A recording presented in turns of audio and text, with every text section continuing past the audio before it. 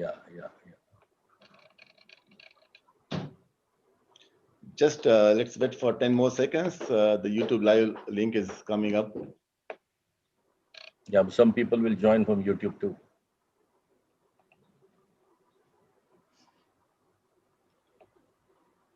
Okay, Brad, we can get started.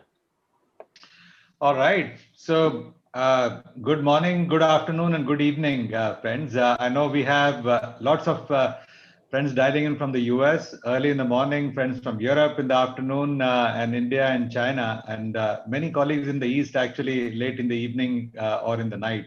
So, very warm welcome. My name is Pradyumna. I work with Henkel, and it's my pleasure to welcome you all on behalf of Vishwamanthan. So some friends, like all of us on the screen today or on the call today, started this initiative called Vishwamanthan in the summer last year in 2020, with the objective of to share, learn, and grow. And Samir, maybe you can share that slide that we have of all the wonderful speakers that we have had an opportunity to talk to. Our vision to create Vishwamanthan was to create a platform that connects and brings together professionals from around the world with the objective of creating mutual prosperity. And when we say prosperity, it was not only about materialistic prosperity, but also intellectual prosperity. Uh, and the whole initiative was founded on our core values of keeping our friendship alive, uh, uh, promote candor and inclusiveness. And over last 8-9 months, we have had some wonderful speakers on a range of subjects that all of us are interested in, benefit from, and want to learn more about. So we have had speakers like Mr. K.V. Kamath from the finance field. All of us know him as the most recently as the president of BRICS Bank. We had Sri Suresh Prabhu that we got an opportunity to interact with and learn from about his journey. We had a philanthropist like Yajurvendra Mahajan. But recently we started to get more technical and more curious about we wanted to know about how science works and how science is actually helping India and the mankind. And our two most recent speakers were Dr. Mashelkar and Dr. Kakodkar. So then we said, what's next for us? And today we are truly blessed to have the Guru of Gurus, Professor M.M. Sharma, with us. And it will be, I'm sure, a wonderful experience. We have received so many questions, so many requests that people wanted to join in from different parts of the world. So it is going to be a truly amazing experience. Before I hand it over to Nandu to welcome and introduce Mr. Sharma, a very quick technical announcement. So we have, as you can see, a lot of friends on this screen. On purpose, we have muted everyone. So only the hosts and, of course, Professor Sharma are unmuted. But we encourage you to post the questions in the chat screen. The session is for 1 hour. We extend it up to a maximum of 15 minutes and only with the permission of Professor M.M. Sharma, which we will, at the hour, we will request if he's further available, and also depending on the number of questions that we have. With that, thank you once again for dialing in, and I hand it over to our mentor, Nandu, to introduce and welcome Professor Sharma to this wonderful event, and thank him for blessing this occasion. Nandu, over to you. Thank you, Prad. Can you hear me clearly? Loud and clear. Loud and clear. Fantastic. This is a great day today, I can tell you. I'm really very greatly honored and privileged to introduce a very, very unusual and a uniquely talented person that I have known. He's a multifaceted personality, Professor M.M. Sharma. He was my teacher. He's an educationist, scientist, engineer, philanthropist, philosopher, and a great visionary. I think you all should listen to him. I think you're going to just enjoy. When he talks, we used to all listen. As I know, he came into Mumbai from Rajasthan at the age of 17, okay? And to just study chemical engineering at UDCT. Since then, he has spent his entire life at UDCT, entire life of research and teaching in UDCT. I really had a good fortune, like many few other people in the UDCT had. There were only 60 students who could get admitted there. And I think of having him as a teacher And I got to know him since 1977 because in the third year is when he starts really teaching us. And I've seen him in action since then. I've tried to keep in touch with him, but every time I wanted to meet him, I used to, we had to prepare because every time you go to him, the kind of questions he may ask, he will know much more than one knows about his own field. I think that is what I've experienced with Professor Sharma. So you need to go really well prepared because better be ready to get questions from him. He's so very well read. After he completed his PhD from the University of Cambridge, he returned to UDCT to become the youngest ever professor of chemical engineering. He was a full professor at the tender age of 27. Can you imagine that? And he was just ready to teach, ready to guide the PhD student. This is very, very unusual.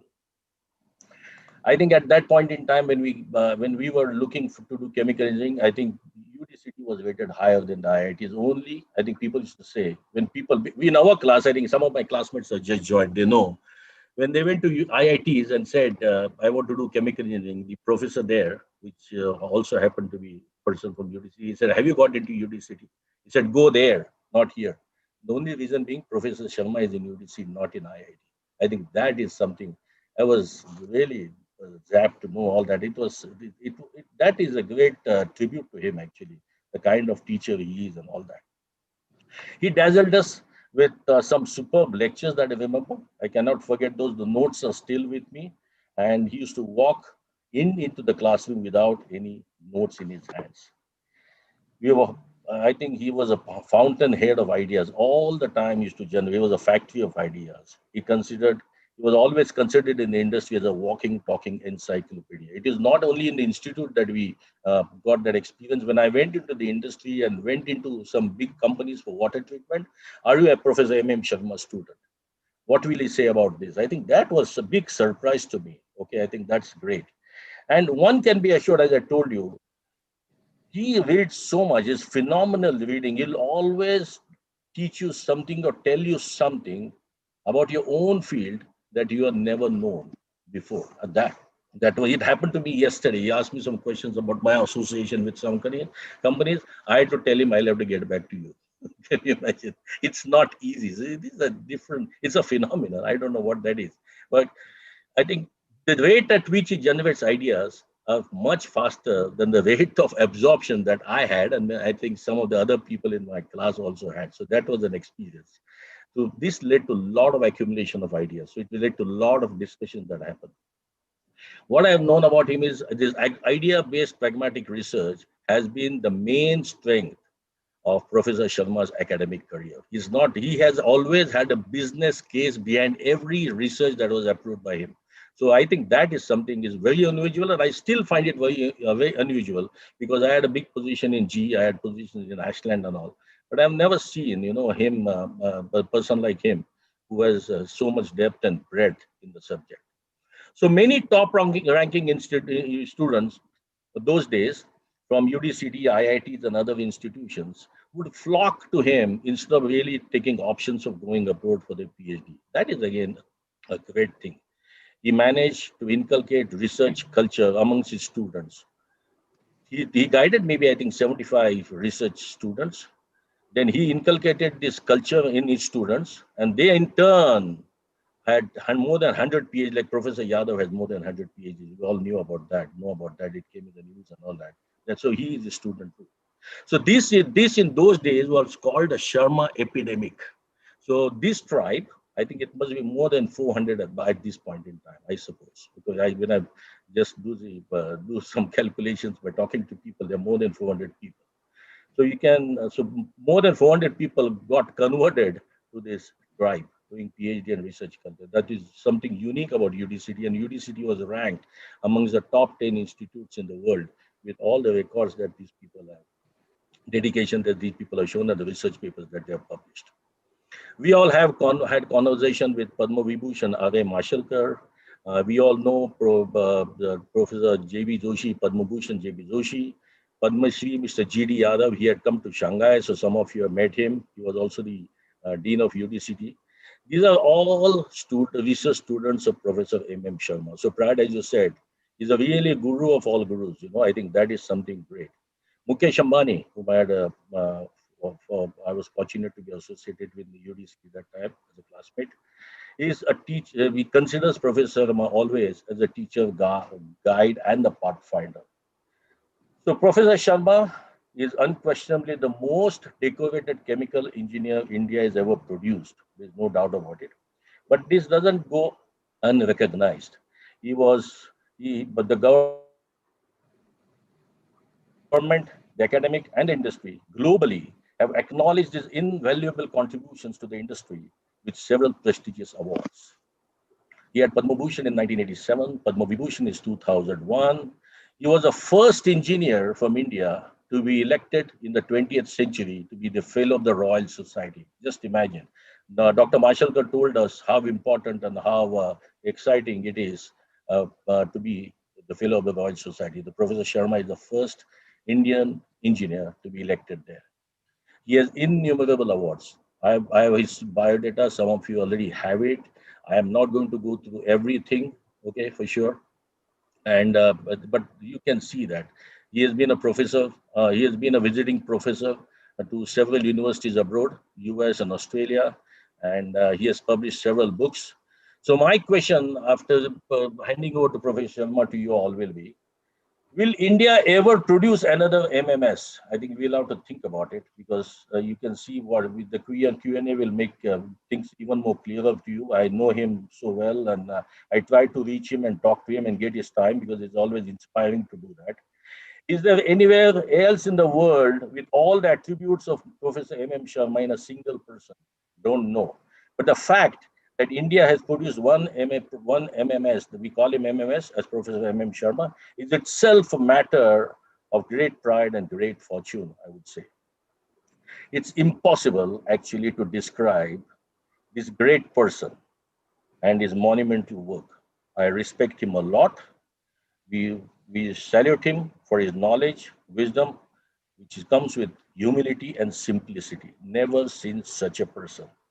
So, with folded hands, I welcome Professor M.M. Sharma. Please join me in welcoming him for this presentation. Thank you, sir. Thank you so much. It's a great joy to have you here.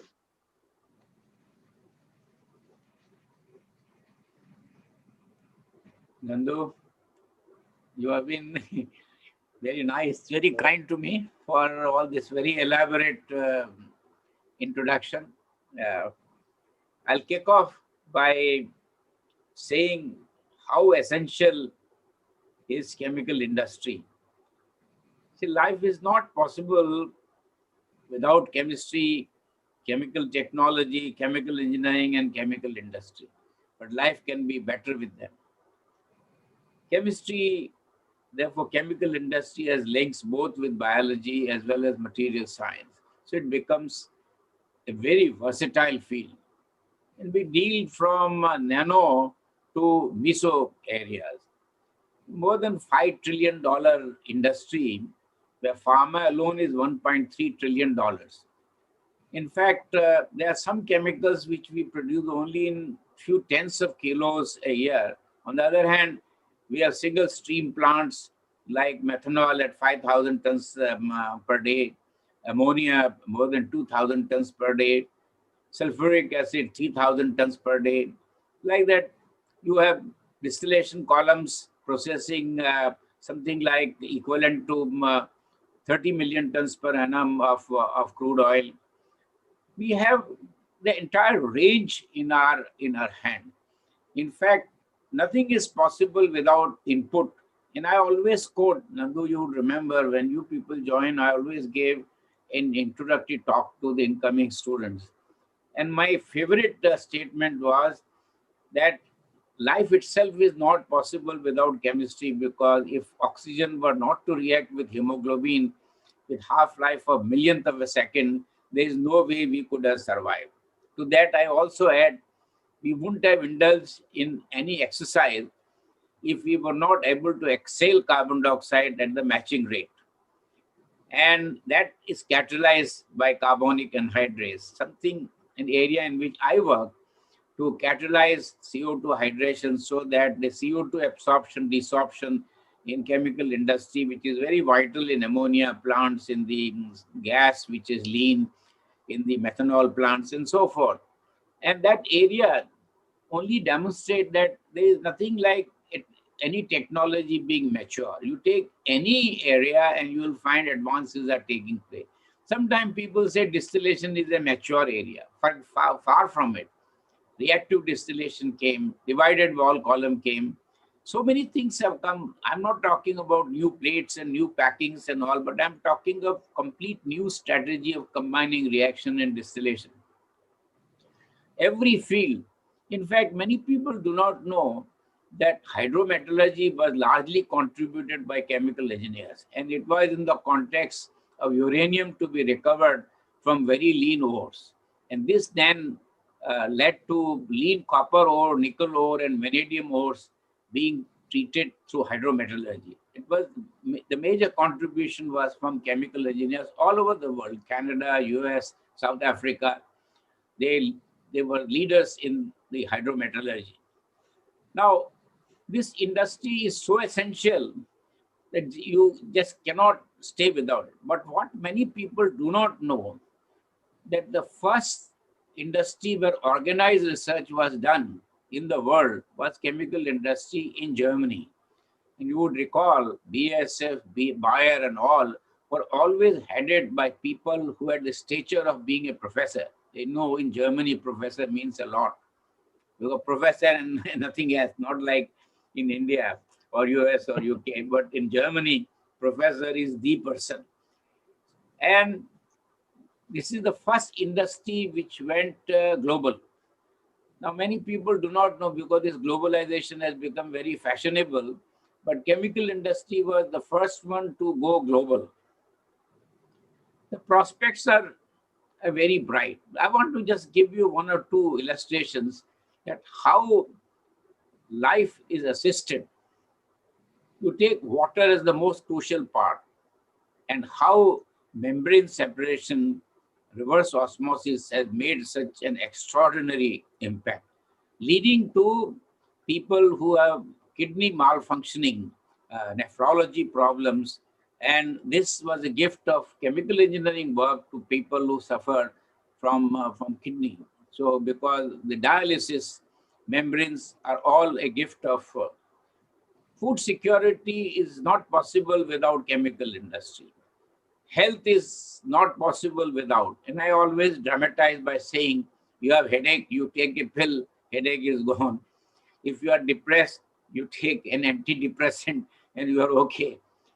But I do consider one of the greatest contribution chemistry leading to production on a large scale was the pill, which enabled family planning throughout the world. Imagine if the pill was not introduced, what would have happened? How materials which consume less energy, whether it is polyethylene film or whether engineering plastic, imagine the weight today of aircraft or an automobile. A lot of these contributions have come from chemical industry. The future prospects. One more example I might give you, how agrochemicals assist. See, naked eye cannot distinguish between herb, wheat, and the main plant. And labor is not available when it is required. So you use herbicide, weedicide at some of the most effective herbicides are only used at some kilogram per hectare. And they have an eye. So they can distinguish between weed, herb, and the main plant. And remember, the weed or herb takes up fertilizer at a rate much higher than the main plant. So all your fertilizer is going for growing the weed or the herb and not the main plant or major part of it. Now, future will see an evolving discipline. Chemical industry has been always, chemical engineering has always been evolving. Half-life is only 6 years. If you don't keep yourself abreast, then you are consigned to, a person is out of date. Like teachers teaching with yellow pages saying that these are all old notes. That means you are not updated your notes. So what is going to happen in the near future? One is a kind of a dramatic change will come because of renewable energy. In the renewable energy itself, there is a major contribution of chemical industry, whether it is solar or whether it is wind power. Imagine if the wings are raised from 80 meters to 100 meters, what will be the scale up in the power generation? And this is all because of composites. People are thinking that we might even go to 200. Solar, you see high purity silicon, solar dyes. But let me tell you something interesting that is going to happen, what is called minimalization of chemical industry. Can you imagine in future, not too distant future, there will be distributed ammonia plants, maybe producing 25 tons per day, converted to ammonium bicarbonate and used as a fertilizer. How?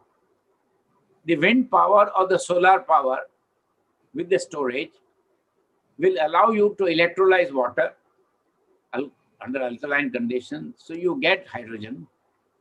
Power will allow you to do pressure swing adsorption, you will get nitrogen, and therefore you will have a very low cost ammonia production. Now, electrolytic cells are available which will give you hydrogen even at 30 bar. So even energy consumption can be reduced. But more interesting, there is nothing cleaner than electrons. So you'll find in the coming years some specialty products being made electrochemically. It was a very interesting discipline in Berkeley and in ETH in Switzerland, France also. But there is now revival because of availability of renewable energy. And this is something which will take us places. We'll be able to do one of the finest things that will happen in the electrochemical processes will be both anodic and cathodic reactions are carried out simultaneously. One such exists in BASF. And I hazard a guess that in coming years, many more highly distributed electrochemically operated systems will come in the world. The separation technology will see, but the real dramatic change is going to come through biotechnology. If you read the Nobel laureate Francis Arnold's Nobel lecture paper, you will get really thrilled, because with this directed evolution, with directed evolution, you are able to do something in coming years which will be better than nature. Just to give you a couple of illustrations, it is a semi-commercial unit making vanillin by fermentation. Most recently, equivalent of sandalwood oil or the active ingredient has been done by fermentation.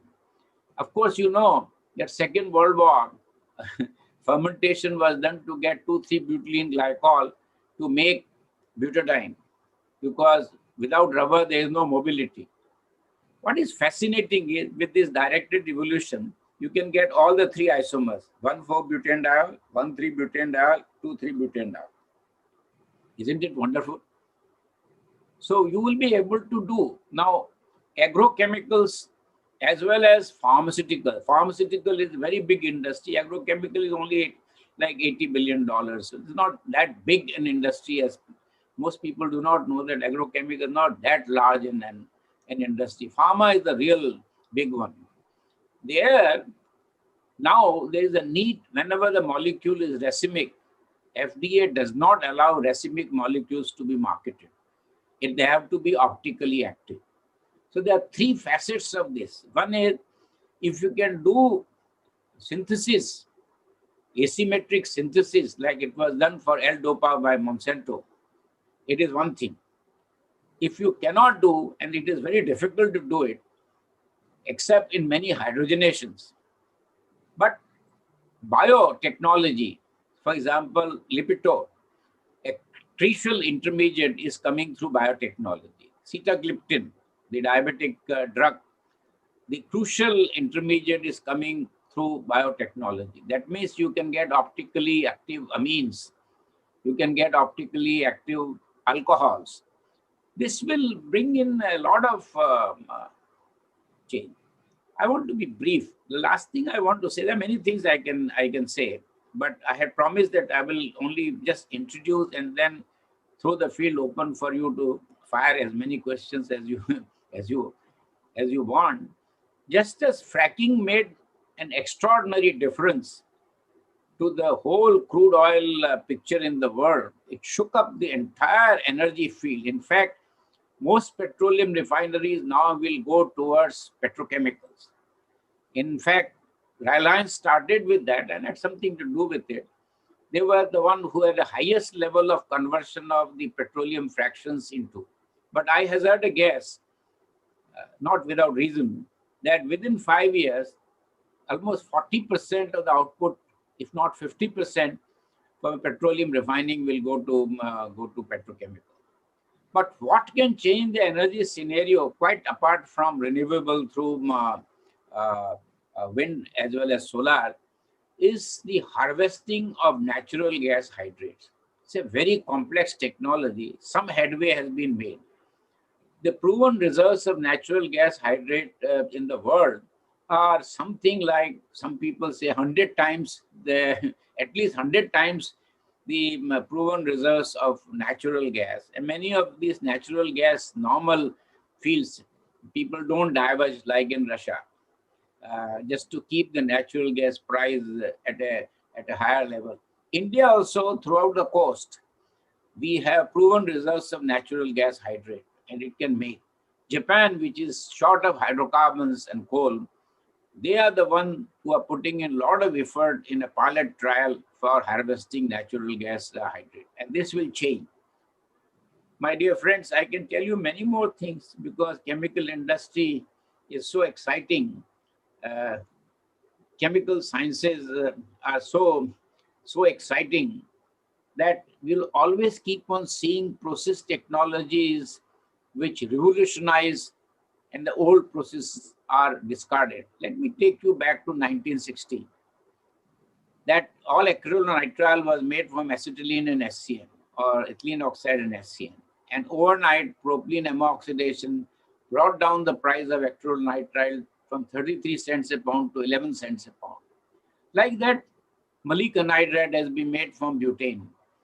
Now, it's very difficult to imagine. Remember Fischer-Tropsch. Now, Fischer-Tropsch, instead of making fuels, high cetane number diesel, you will find Fischer-Tropsch will be operated in petrochemical way. You will be making olefins. Already, Sasol does it, but much more will happen in coming years. And chemical engineering is required in a very big way because very large size reactors, including slurry reactors, have to be designed. Remember, when specification for diesel with respect to sulfur was reduced to 5 ppm, imagine 5 ppm, when it wasn't long ago that 1% was allowed, then 0.5%, then 0.1%. Now we are talking of 5. And how reactor design, catalyst development, catalysts will keep on bringing major breakthroughs, so-called impossible processes being possible. Anhoni ko honi kar de, famous song in Indian movie. Anhoni ko honi kar de. So here is this exciting part of chemistry, chemical technology, chemical industry, chemical engineering. And some of you are in this discipline. I'm sure many more things can be said, but I will call it, they say, Vani ko Vishram dunga. And leave it to you to raise whatever you want to raise with me. Thank you. Thank you. Professor Sharma, this has been a divine moment for me. Good. Hello, everyone. My name is Amit Vaikar. And like you, I have been spellbound listening to Professor Sharma. To all the UDCT alumni who are here today, I can imagine, मैं सोच सकता हूँ और मैं समझ सकता हूँ कि आप सबके लिए today must be a very emotional day for you. And for some of you, it must be really going back to UDCT, sitting in the class, listening to Professor Sharma's lecture. And I can only imagine what that feeling is for you. आप सब उस्ताद हैं और आज आपके उस्तादों के उस्ताद हम सब हमारे सामने हैं. Professor Sharma, you are a role model for not only for people here, but for thousands and thousands of people. Sir, let me start by asking you a very simple question, but an important one for me. Who have been your role models, sir, in this life journey? I just want to tell you the background for a minute. I took up teaching research in the university, uh, in spite of very, very attractive offers, because from out of my PhD work, I had sold a patent solely in my name to Shell. And Shell gave me an open offer to work and paid me also a decent sum at that time to buy out my idea. But I was hell bent upon teaching and research, that too in my alma mater, knowing that facilities are very poor, money is not. But I had really ambition and real commitment or passion, I might say, to build people. I wanted people to be better than me. And I'm so happy to say that with due modesty, I've succeeded in this. I'm not talking about what contributions I made. Now, Nandu knows that at the time of my felicitation, 97, a Sharma tree was made. That how many PhDs and all. But the tree has grown beyond description. That PhDs of my PhD, their PhD, and now is more than 1,000. Now, mind you, PhD research in chemical engineering was hardly there in 1964. UDCT had not produced a single PhD in chemical engineering. And from then, we had to go to industry to tell them the merits of taking PhDs. And by after 1970, we didn't look back because the demand was much more than we could supply. Now, I'll respond to you of this. I have two big heroes in my mind. One was my supervisor in Cambridge, Peter Dankworth. He was an extraordinary personality. He was an aristocrat. When his autobiography said he grew up in genteel poverty, his prowess of English language, instead of saying that he had aristocratic beginning. The reason why I'm saying this is I learned a lot of English from his writings.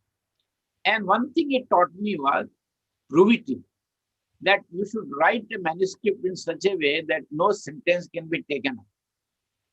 If you take out that sentence, the value will go down. That has remained with me. Another good piece of advice he gave, he left me alone.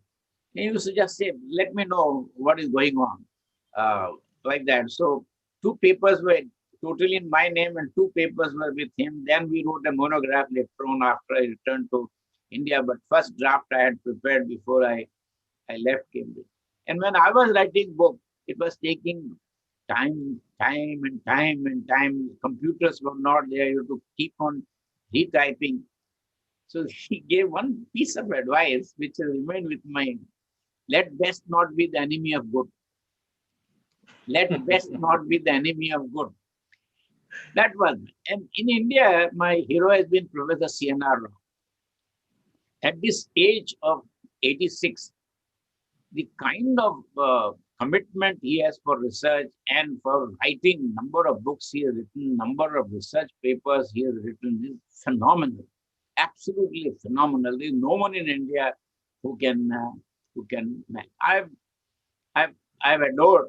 I'm very friendly with him, but he is really extraordinary. I mean, very, very inspiring. That how the day begins with a thought, and do think experiments with your hand. I remember, although Nandu and company didn't have that, but at least the group of students saw me demonstrating experiments in the lab myself with my own hands, because I had to train people to do demonstrations of various phenomena, whether it was gas-inducing impeller or whether it was foam fractionation or whether it was how solids settle at the bottom if the agitation is not proper.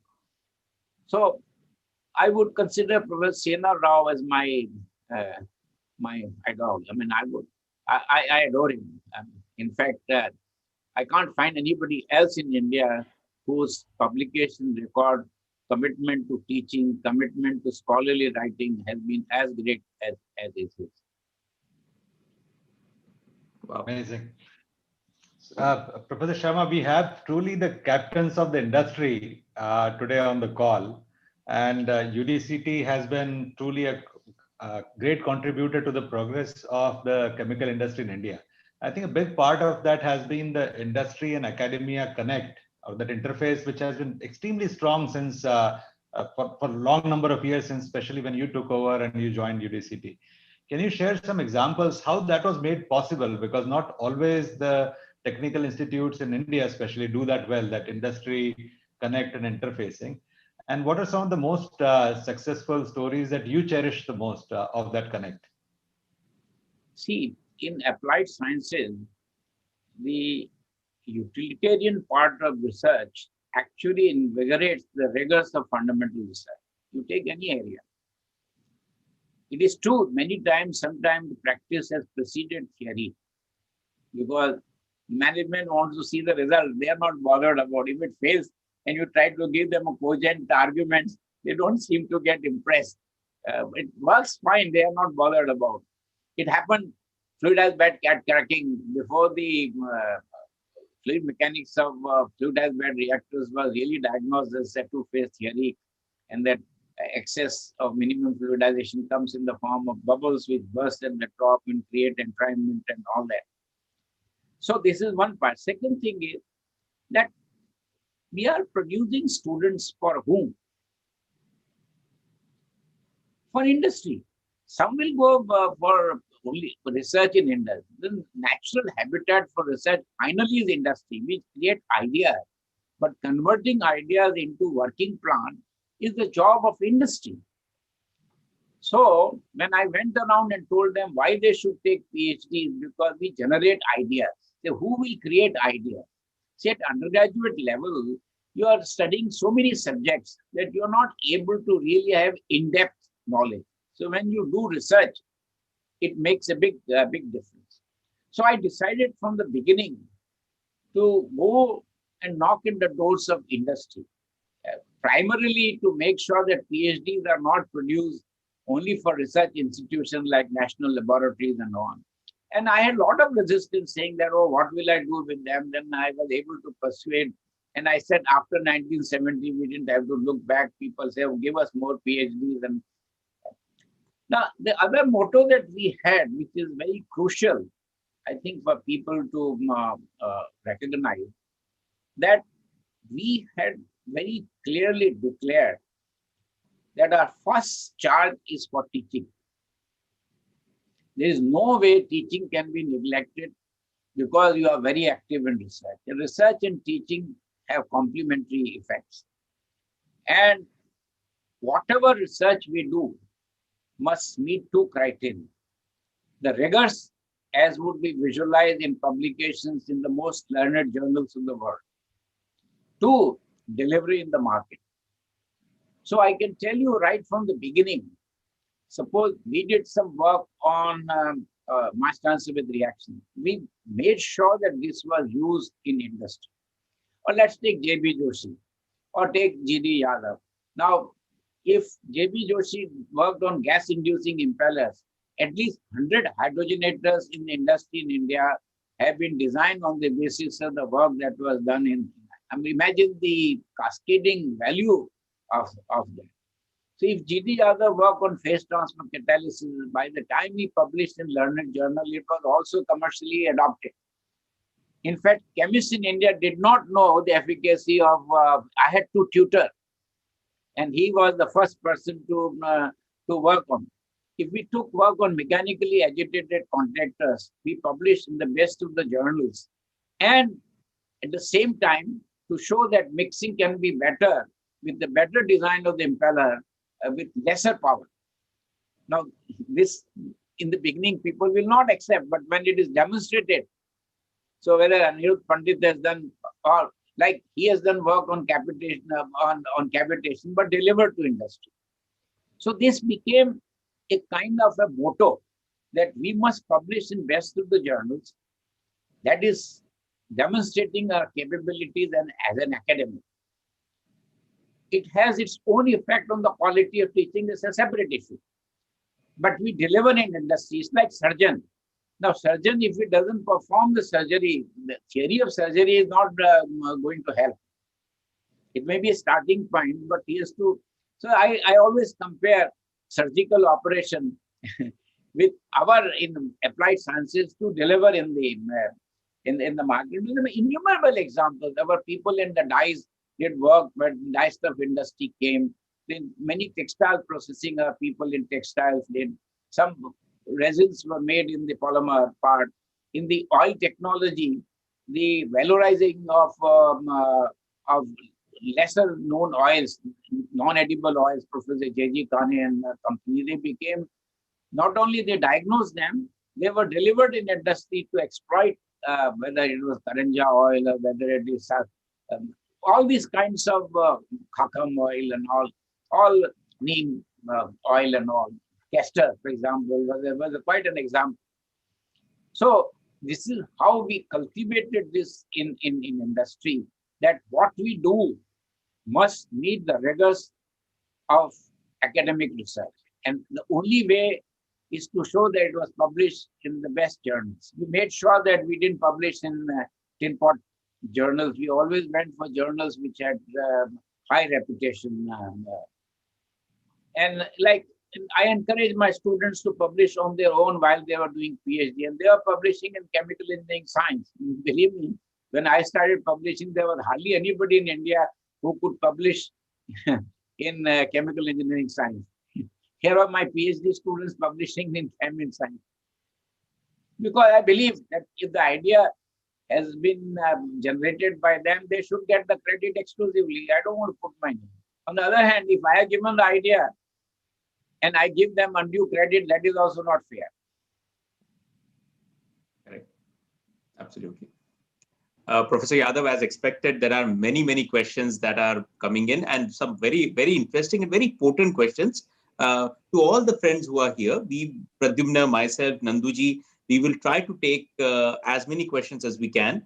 One sincere request to all of you is that we have also shared in the chat our email addresses. For those questions that we are not able to ask and seek a feedback, only because of the paucity of time, we will post them or we will email them to Professor Sharma.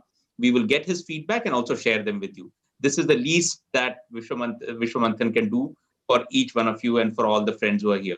Professor Sharma, you have been a board member for many large companies in India, and very interestingly, you have been acknowledged by the CFOs for your unique ability to actually challenge the financial numbers that came across. Now, we have a lot of business leaders, we have a lot of business managers today listening in. The question is that actually the CFOs, some of them even told us that they actually learned from you, this ability of yours. And your strategic thinking ability is something that they say has helped their company a lot. So my question to you, which will be a learning experience for all of us, is what have you done to develop this multidimensional insights and this ability to do this multidimensional thing? Look, chemical engineering was one of the early disciplines globally where there was a course in chemical engineering economics. So we always say our fundamental equation is A plus B plus rupees is equal to C plus D plus rupees. If the rupees on right hand side is not more than on left hand side, it is not worth. It's not point in saying I've got an exceptionally good process. If that doesn't make money, it doesn't. Sometimes organic chemists will say I've got breakthrough process. I say let us sit down and see what are the implications of this. So, what is the use of suggesting a project when two things? In fact, there's another facet apart from the financial part, market. See, India is still obsessed with the old licensing days. The thought has not gone out. So they didn't have to think anything.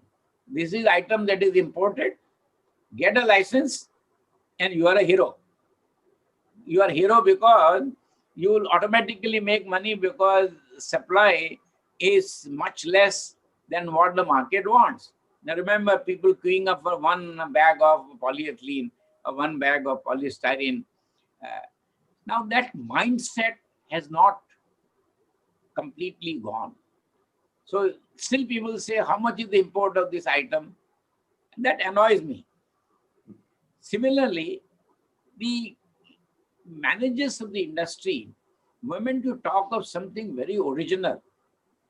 You hear a remark which annoys me no end. Has anybody done in the world? that means we can't be the first one in the world to do something. There are examples in India, in chemical industry, like what Gada did and all, that they were the first time in the world. Now, that mindset must change. And financial analysis is easier than market perception, particularly in specialty chemicals.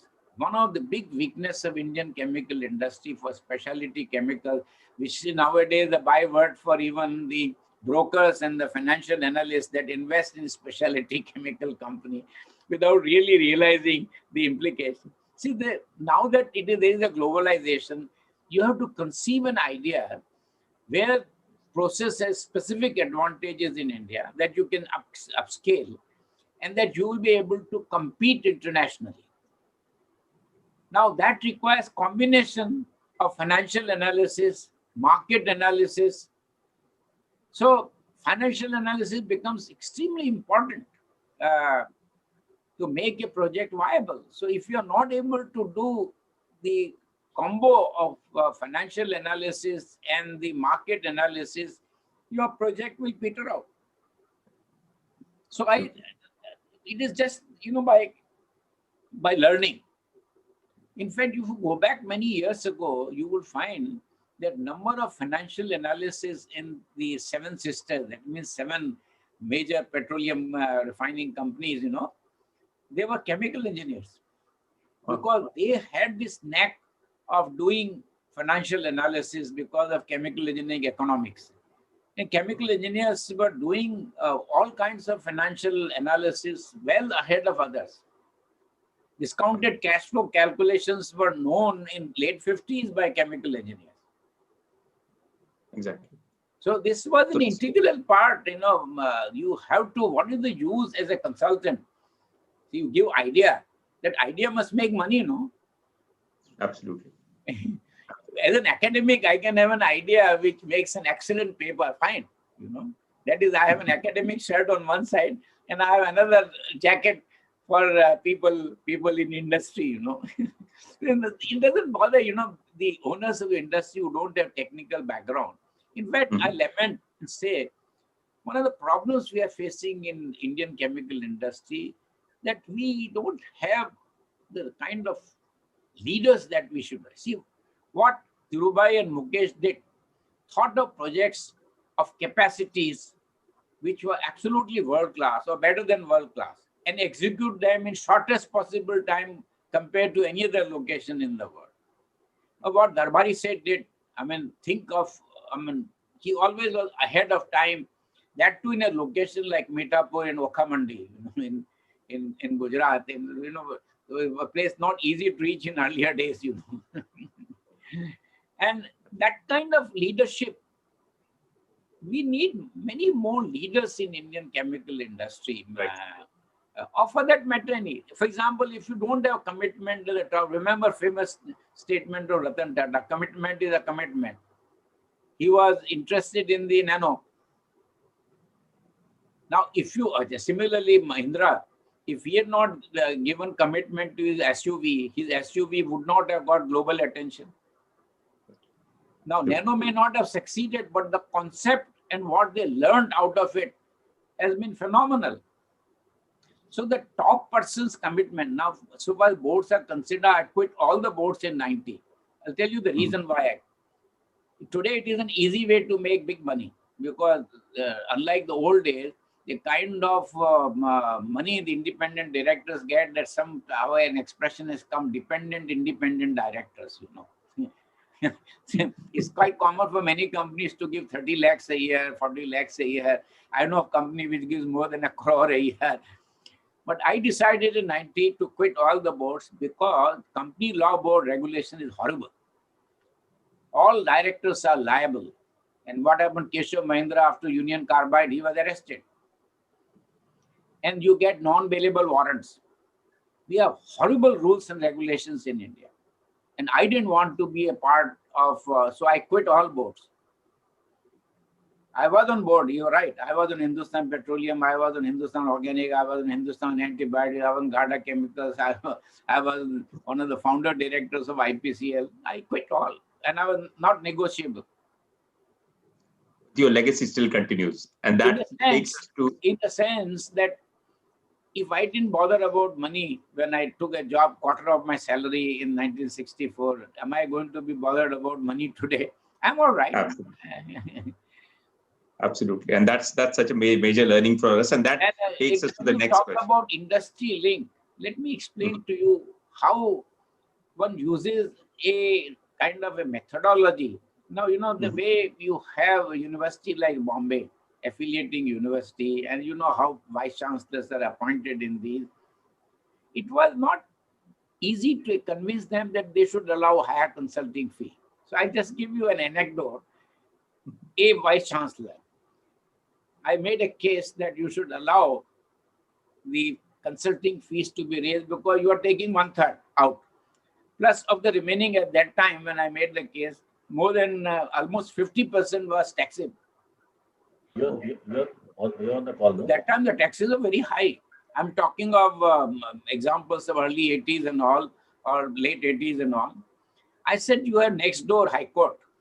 And the lawyers start a stopwatch and then charge a fee. So why are you coming in our way that you will take away 1/3? So I was able to convince on this argument. And then there were a number of faculty members whose 1/3 cut was more than the salary university was paying. Unfortunately, they didn't allow us to let this be built into a corpus because there was always a negative balance sheet of Bombay University. That UDCT was, in their language, deficit institution because there were a number of posts which were based on endowments, and the income from those endowments were much less than the amount they were required to pay. So it was deficit. So we were not, otherwise we would have had very handsome corpus out of 1/3 cut the university was taking. So financial analysis, isn't that doing a market analysis, particularly for specialty chemicals, is even more demanding. Absolutely, it is. Absolutely. And that takes us to the next question, isn't it, Pradyumna? Right. So thank you, Amit. So Professor Sharma, you spoke about the impact that the chemical industry is making on the overall economy, but also on the quality of life. And there are tons of opportunities. How can the Indian chemical industry, especially in this competitive world, and you see already in the chat, a lot of questions about the competition from China, from other parts of the world. How can the Indian chemical industry prepare itself for all the opportunities and for the future prospects, including the leadership challenge that you spoke about? So what can the industry do to prepare for that challenge? Look, let's take a base prop. Crude oil price or natural gas price is uniform more or less throughout the world.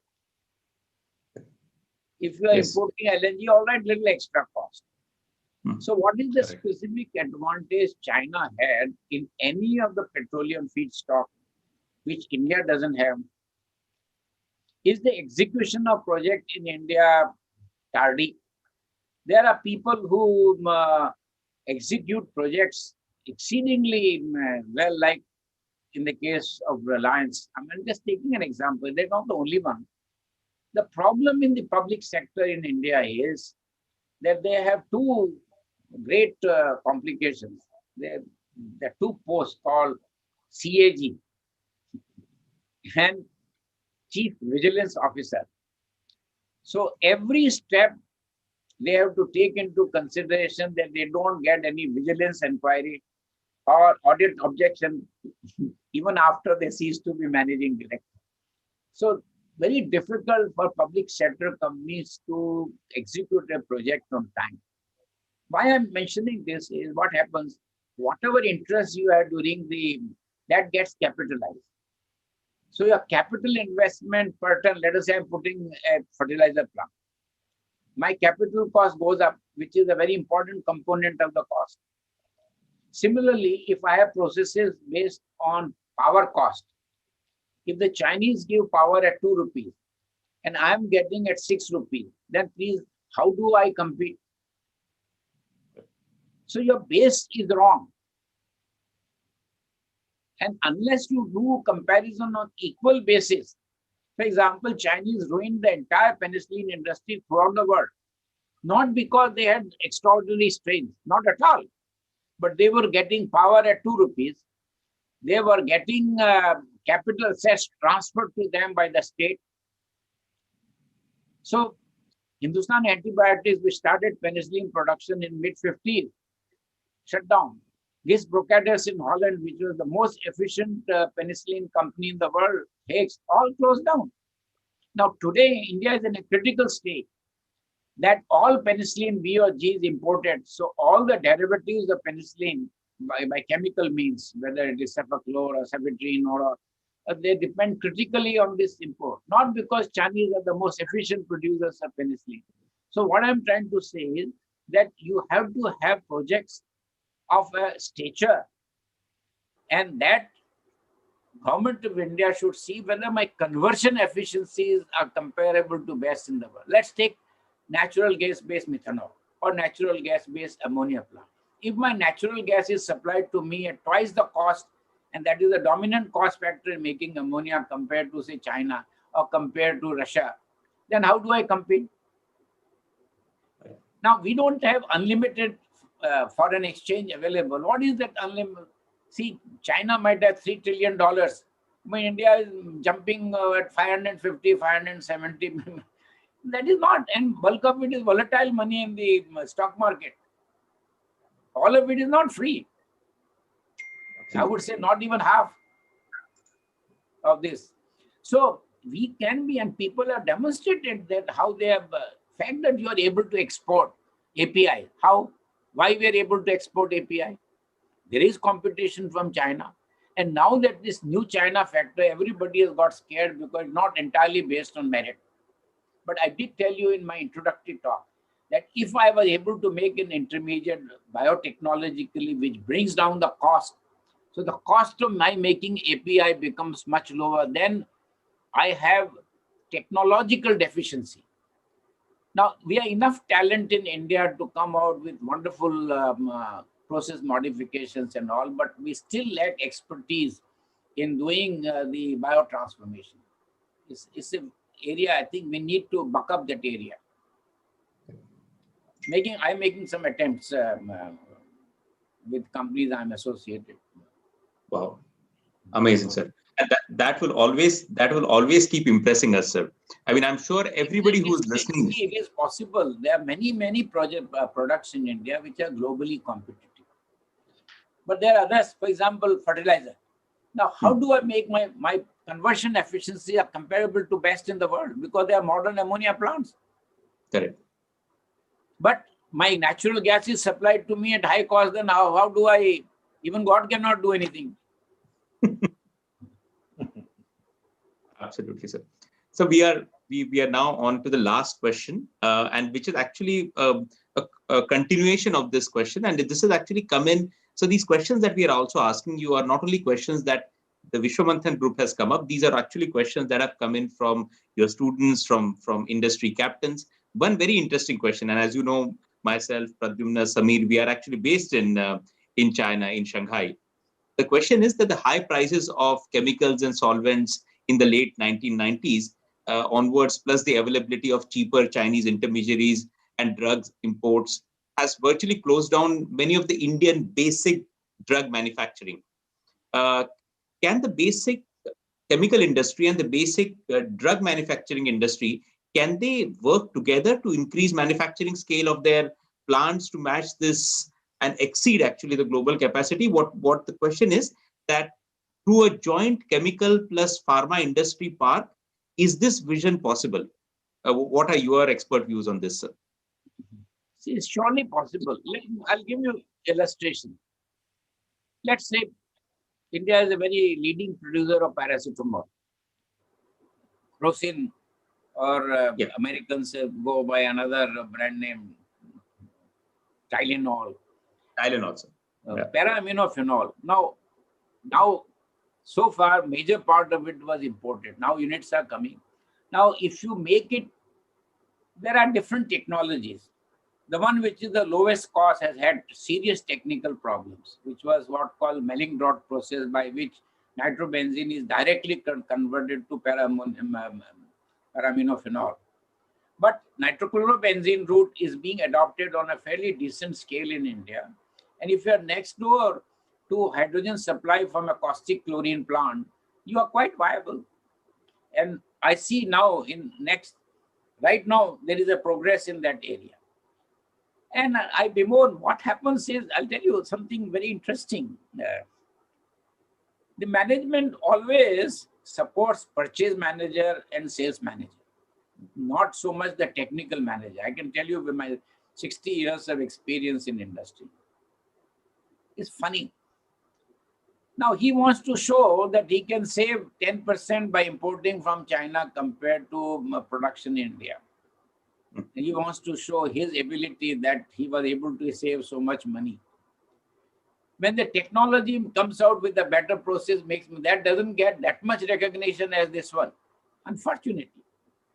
Particularly when the top management is not technically, they are more business people. So this is the part. Now take India as a leading producer. I can give many examples in this area. Metformin for diabetes. Now, dimethylamine hydrochloride is produced in India in large, there is no problem. But the cost center is dicyandiamide. All of it is imported predominantly from China. Now, it is made from calcium carbide, which is power intensive. Now, in India, even when you have cogen facility, the state puts taxes. So this cascading effect of taxes in India, if you see your domestic electricity bill, you will be shocked to see the number of additions that are made in the... So you find you will end up, if you are using 500 units, for example, you will find your power cost is coming to 8 or 9 rupees a unit because there is GST, there is this is that. So even when you have cogen, a good balance between power and steam, the state puts a tax. So the power cost goes up. Now, this has to change. The government has to change, both the state governments and the federal government have to change that you cannot have unfair comparison. Oh, when will you become economic? Or you are making me uneconomic by your own policies. Exactly. So there is no problem because our expertise in process chemistry is excellent. Where we are found lacking is in asymmetric synthesis and in biotransformation. Biocatalysis, I told you that if I was able to do biocatalysis to make the intermediate for atorvastatin, Lipitor, I'll be competitive.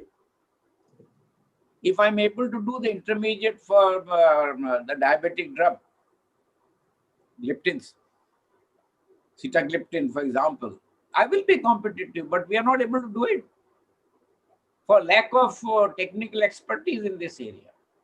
Now, we have to build up this. So we have to recognize where we have weaknesses that we should. But we are quite capable of, we have done this in agrochemicals. We have done this in perfumery. There are many people do not know there are bulk perfumery chemicals where 60-70% of the production of the company is exported. Surely they cannot export unless they are really competitive. Competitive, yes. India has this whole range. It's like in farming, per acre yield of wheat in some places more than twice the per acre yield in another part of India. So, this kind of variations are very disturbing. Thank you so much, sir. So, Professor Sharma, we are a little bit over time already, but if you're okay, we will extend the session only a few more minutes and take one. Thank you. I see on the screen flash some people are putting questions, Absolutely, sir. और sir क्या हो रहा है कि आपके class में से कोई भी स्टूडेंट जाना नहीं चाह रहा है, कोई बैक बेंचर नहीं है, direct front bencher. I in the later year I was not thinking. I said if we can do without listening to my lecture, I have no problem. Correct. If you have master fellows in taking notes, my next lecture may not be same as it was previous year, Because I would have updated and all, I'm No, proud to tell absolutely. you that I kept pace with the latest developments in my undergraduate lectures. I would give them, for example, if I'm teaching them about industrial engineering, chemistry, I'll tell them latest development in the processes and all. So students had that grip because they had this knowledge imparted to them. Or if I talked of a course in distillation, I would tell them what is the latest development distillation, apart from the fundamentals, but also give them because that was my passion. As I told you that building people, inspiring people is the job of a teacher. And I joined this profession with the sole aim of raising people of stature better than mine. I feel very Right. proud No, when my collaborators do well and get accolades. Great. correct. As you said, sir, not only you kept yourself abreast of the progress, but even the students had to be sharper. As Nandu said, every time he talks to you, he has to first prepare because you would already be ahead of the industry, ahead of the I mean, progress in the he's too industry. generous to make that comment. I think he's giving an example when I inaugurated his water treatment of the Betts laboratories, because I had known something about this water treatment and that work Suez was doing and all, ozonations and all that. See, you have to keep, Absolutely. the technology is changing so fast that if you don't keep pace with them, then you will talk of something which is out of date. Right. Absolutely. So we'll take one question which is a common thread in many of the questions that we saw on the chat, sir.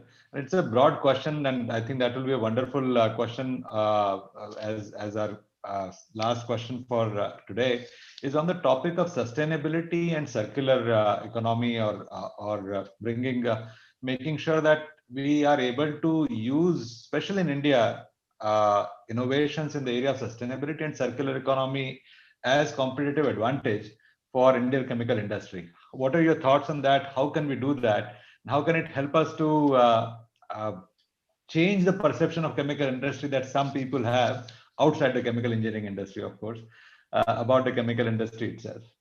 Look here, I'll tell you, there is too much of talk, almost bordering on gossip. See, sustainability, let me give you 2, 3 illustrations. People have suddenly discovered that alcohol is very good additive for petrol, and we are mandating. How many people know that before 1955, most of the cars in North India used to work 100% alcohol? It was called power alcohol.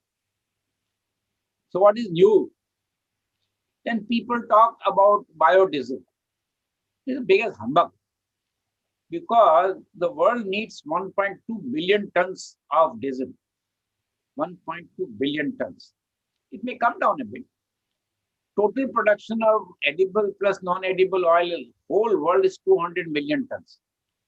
5% of this goes for diesel. Tell me what will happen to the edible oil industry. 65% of edible oil India is imported. Once upon a time, we were exporters of edible oil. So, this sustainability, we started all our chemical industry in the beginning using alcohol. We made ethylene, poly. Today, they are bragging that I have got polyethylene, which is in a sustainable way. So it doesn't meet the economics. Now, who's going to bail out the cat? See, ethylene from alcohol is far too expensive compared to what you get from ethane or naphtha cracking even. So we made acetone from alcohol. We made all acetic acid plants based on alcohol shut down. All acetone plants shut down. Ethylene, styrene, everything shut down. We started with that in late 50s. Alcohol was a renewable raw material. Is one thing to say. Many people don't remember that DuPont nylon empire started with furfural as a starting material from corn cobs. They gave up before long because it's uneconomic compared to other. So you cannot defy economics. On the other hand, that there should not be any wastage. In this context, I am championing only with, at the moment, limited success. I think there'll be a new area, what I call lignochemistry. We'll never run out of lignin. because agriculture is not possible. Any crop cannot stand without lignin. Sugarcane is the best example. And India has plenty of sugarcane cultivation. And lignin can usher in incredible. It can be phenolic resin substitute. It can give you all kinds of products. Lignin is an extraordinary, less like sugar. There was a branch called sucrochemistry. Now, you produce sugar with all the subsidies. Everything is subsidized. And then you say that, oh, to let the farmer gain, we must allow alcohol to be sold at 60 rupees a liter for blending with petrol directly from cane. Now, please tell me, what is real economics in it? This is the new policy in India. So sustainability is very important, but it's like green chemistry. Right from the beginning, history of chemical industry is mentioned for greenness and sustainable part. That let's say when ethylene oxide was made from ethylene, the real in relation to theory was 60%. Today is 84%. Exactly. All H2S used to be burned. It wasn't long. In 60s, they used to go up in the air, sulfur dioxide in the whole Middle East. Today, all the sulfur is coming from the recovered H2S by hydrodesulfurization. The sulfur mines are not operating anywhere because so much sulfur is available from the H2S that comes from stubborn natural gas as well as from hydrodesulfurization. Sustainability is important. It's very important. That way, go back to APIs you refer. In APIs, invariably you will have 2, 3, 4, 5, sometimes 10 kilos per kilo of wanted material. Now, valorizing them is the direction of sustainability. Instead of just treating them with so much cost involved in burning them to carbon dioxide. So there will be many things like coming in the coming years. For example, if we are able to do dry reforming of methane, CO2 will be valorized in a big way. If you are electrolytic hydrogen, the CO2 can go to methanol, can go to olefins, can go to all kinds of things. That will make things sustainable. The CO2 problem is a serious problem. Thank you. Thank you so much, sir. I consider myself a privilege to have been a student, for 1.5 hours with you, sir, today. This will be one of the most important class that I at least have attended, and I'm sure Pradyumna, Samir, and all of you, I'm sure you are all very generous in making that. Thank you so much, sir. Couple of points for everybody. With sir's permission, we will put this lovely interaction on the Vishwamanthan YouTube channel. Of course, we will seek sir's approval to do that, so that it is available. Absolutely. Thank you, sir. We as teachers, whatever we do is public knowledge. Our life is also open to public, because there's nothing we can hide. Thank you so much, sir. That shows the magnanimity that you have. So we will put it on. My only request to you would be to kindly subscribe to the Vishwamanthan channel. There are a lot of questions, and as I had promised earlier, if the only request for those who are very keen to connect with Professor Sharma would just be to send us an email on Vishwamanthan, that Vishwamanthan, Vishwamanthan 2020 at gmail.com.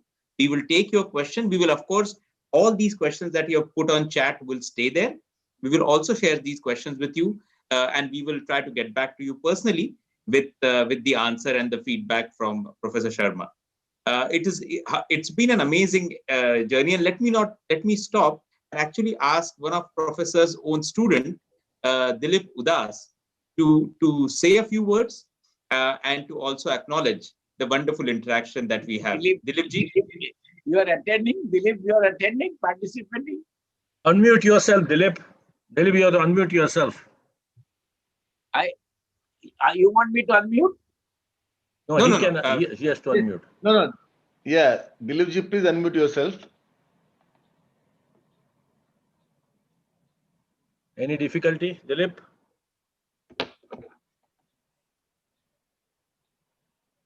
Dilip Udas is our president of the UD City Alumni Association, UAA. Yeah. Correct. So he is on the call. I was unable to unmute. Can you Now I unmute am. and talk? Yeah. Yeah. Yeah. You can unmute and talk. Yeah. He's coming. Welcome, Dilipji. Over to Yeah. you. Thank you very much, Vishwamanthan. Thank you, Nandu. Thank you, Pradyumna. Thank you, Amit. And thank you, Samir, for letting me do this. What can I say about Professor Sharma? I mean, and lectures that I've had the pleasure of attending many such talks. Two, I remember one was about 3 years ago when there was a K. Venkatraman lecture that he gave at ICT proper, and he held all of us spellbound. And in fact, I made an attempt after the lecture to list down all the ideas that he had proposed. And it went on into several pages and all types of industry, right from polymers to petrochemicals to, what have you. Important thing is when I look at Professor Sharma, what is so different about him as compared to the other chemical engineers is that a very sound base of chemistry, as a chemist, principally as a chemist. Yeah, I know that. As a chemist, all the chemical engineers currently, if you see, they're afraid of chemistry. But unless you have the fundamentals of chemistry like he has, one just cannot produce these ideas. That was wonderful to listen to him. Another thing is an extreme dependence on Google and the internet for all the things. To produce an idea, you need to have storage in your head. And the amount of, if we are to sort of examine neurons and what is stored in Professor Sharma's head, it would be unbelievable. An idea comes when you connect all this together to get a product or to get an idea out of this. So I've had the pleasure of doing this. Another one I remember was 20, 30 years ago when he was talking about relevance of technology with time in terms of how a certain technology was known at some time but could not be implemented because of the other facilities of analysis, etc. was there, not there. This was at Pune University. So I'm lucky to have been associated with him. Once when I had gone to his house, there was only mementos and awards, and I distinctly remember him telling me, please don't give me any more mementos. Now I have no place to store them. So they are in the houses, in Chembur, it's in a violin, and it is full of all these things. Books. Books, of course, and memento and all. So Professor Sharma has been great in his own way in terms of what he has done, and a practical chemical engineer and a chemist, and therefore I would call him a technologist. All that he has done. You ask him anything, you look at the way the prices were quoted, you look at the way the tonnages were quoted, there was no reference given to anything. You were not looking at any paper. It just straight away came out of his head. Now, this requires a certain amount of interest and the passion that he has, and which he has shared with all of us. And to those who said that, he's the only one, don't worry, we have Professor Jeshtaraj Doshi not very far behind. We have D.D. Yadav, we have Aniruddha Pandit, who has done great things. Yes, Professor Sharma, as Professor Smita Lele calls him, Mahaguru, among the many adjectives that are there. I seem to be getting so so many messages on my mobile already. Yeah. One of the things that is he is not mentioned, or it didn't come about when there was a question there, what is the opportunity for ladies in the chemical industry or the women in the chemical industry?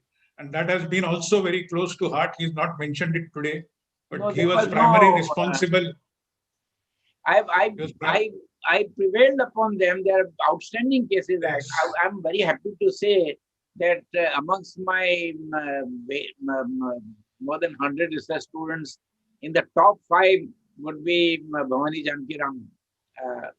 Yes. Extraordinary, Mahalakshmi.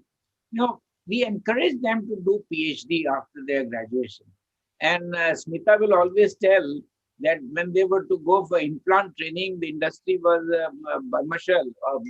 was offering some resistance. So I had to talk to the chief and saying that minimum requirement for a lady to be there for implant training is there should be separate toilet for ladies. I found out you have one. Yes. On what basis you are saying? I said, do you know that she was #1 in Chembur during her? Yes. Oh, this is the, oh, we will be very happy Yeah. to have her. Same way when she So- was to take job in Hindustan Liver Research Center, there was resistance. So we have to also, as a teacher, we have to be supportive of our students based on merit. True. So whether you are going abroad, whosoever wanted to go abroad, I heartily supported the person on the merit. Never tried to say that, why don't you work here? Those who desired to work, they stayed and worked.